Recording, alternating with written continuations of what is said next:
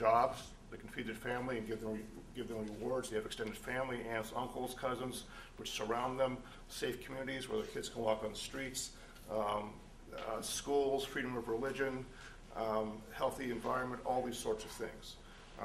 The biblical witness, as I understand it, is God created life this way, and it's totally a failed experiment. I don't mean that disrespectfully, but it's not working. That's right. It was created before the fall, and then came the fall. And so the reality then for us is, how do we adjust to the realities of life? And then change the ideal? Then you work with what's real, what's there. You know. So if a woman has an abusive husband, the ideal would be that you fix it and they get back together, but it ain't going to happen. So you've got a single parent situation. Let's take another question. Can I just Go ahead, say, Jenny. You know, I mean, I think that what, just to sort of play off of what you had started from on the ways that you agree with Maggie, you know, I think that gay and lesbian couples and gay and lesbian people share incredibly similar hopes and dreams and fears and triumphs and tribulations in life. The fear of, you know, the fear of losing a job in this economy, the struggle on a daily basis to make a living and support your family. You know, that's very similar whether you're talking about a couple who is an opposite-sex couple or a same-sex couple. And that the desire to open civil marriage to same-sex couples is about creating the space to support those ongoing ups and downs of life. You know, I think all of us can acknowledge that a marriage isn't easy. And that it does require support from your community and your family, and that I just keep coming back to, and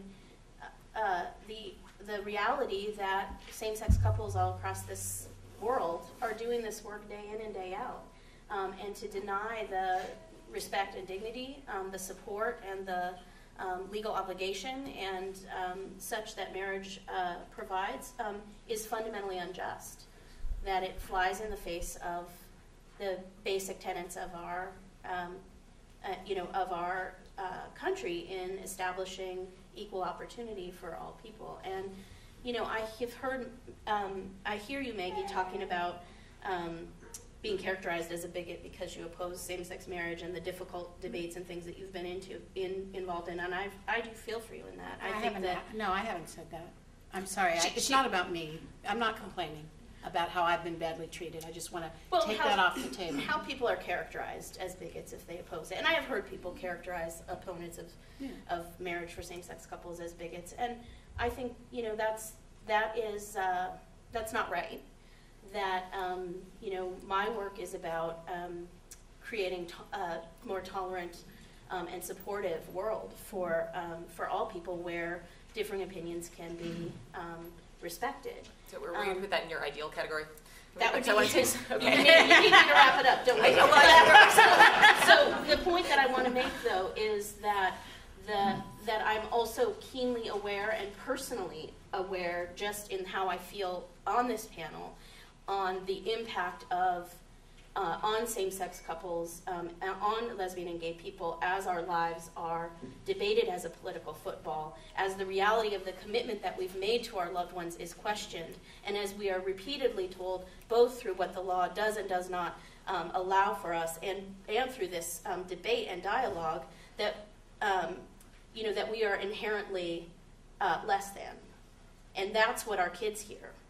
And that's fundamentally what's wrong with the discrepancy in the laws regarding civil marriage, and why it's so critical for me that this dialogue continues and that we have a real dialogue, person to person, talking to the neighbors who care for your mother, talking to the people that you know to understand what does this mean to you and how does it affect you, because as we've had these votes across this country, one after another, in the heat of a political debate, people have not taken the time to connect at a level of the heart and to understand what we mean to one another. Is there another question from the audience?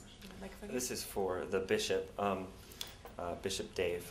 Your claim seems to be that that the Bible has quite as you look throughout the Bible, all the different books of the Bible seem to say different things about marriage, which of course it does. But your faith is one that sees a distinct difference between the Old Covenant and the New Covenant, and that there's continuity between the two.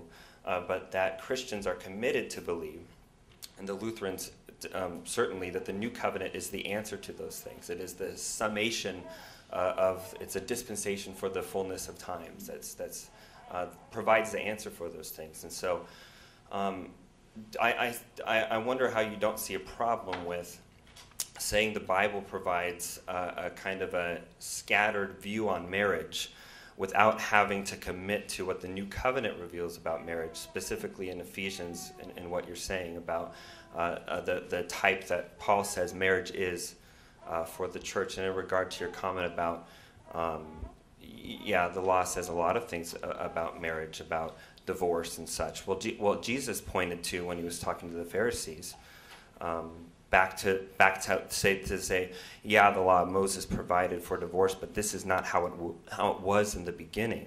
How do you not go to that and say, and just say, marriage is a shattered experiment, when the Bible seems to reveal that the new covenant provides the answer, with the way back to the restoration of the intent in the beginning, despite how it plays out throughout history. Thank you. Thank you. Those are wonderful questions and lots of things. First thing I want to say is the Bible does not end where it began. It began in a garden, it ends in a city. So the new covenant of Christianity is not a return to what was, but a moving forward to something that's new that we don't fully understand. When Jesus talks to the Pharisees about divorce, and they say, is it lawful for divorce? Jesus says, what's the law say? Because that's the question, right?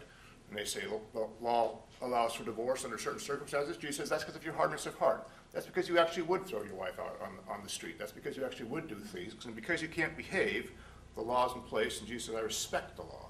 But that was not what it's intended for, and we shouldn't abuse the law as an excuse to not hold up to a higher standard or higher responsibility.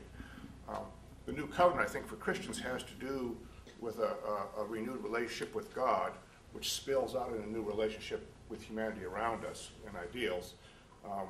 The difference for Christians than Jews, I think, is that we understand the law didn't get us where we want to go. And so, Paul would say in Galatians 5, it's for freedom that Christ has set you free. Don't submit again to pat answers. Figure it out, live in a relationship, and when you screw up, which you will, we keep moving forward. That's kind of the territory of what you were asking, as I heard it. We have another question over here.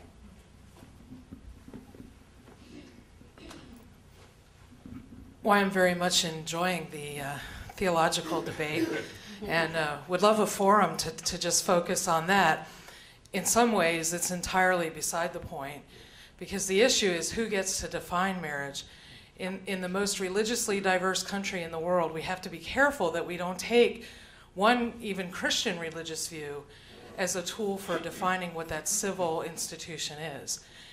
In a pluralistic culture, in a very diverse culture, what unites us, ironically perhaps, is the Constitution, which says that we're all created equal. And for most couples, they're going to face all the things we're talking about as heterosexuals. But for the minority of us that are same-gender loving, that were created by God to be same-gender loving, we have the right to have access to this public institution. I may have a domestic partnership in Oregon, but if we travel all across the country to visit our daughter in another state, my domestic partnership in Oregon isn't good. And it doesn't help me with federal benefits and protections that all couples get. So religious institutions do not have the right to deny for us based on a difference of religious views, because we have the freedom of religion. Would you like to ask a question? Well, you give the preacher the mic, and sometimes I just can't help it. I guess I could form that in the question, isn't the debate really about the civil definition of marriage and not our religious definition? Thank you. I think that that's correct, which is why I have focused on what I think the public purpose of marriage law is. I would say, however, the principle that was just enunciated, that all religious views have to be reflected in the civil law, would, as I say, lead directly to the recognition of polygamous marriages, which there are people of polygamous religions in this country who believe in polygamy, It's possible that it would lead to incestuous marriages because Just there as are a religious correction, I traditions didn't say do. that all religious views had to be reflected in the law. That's not what I said.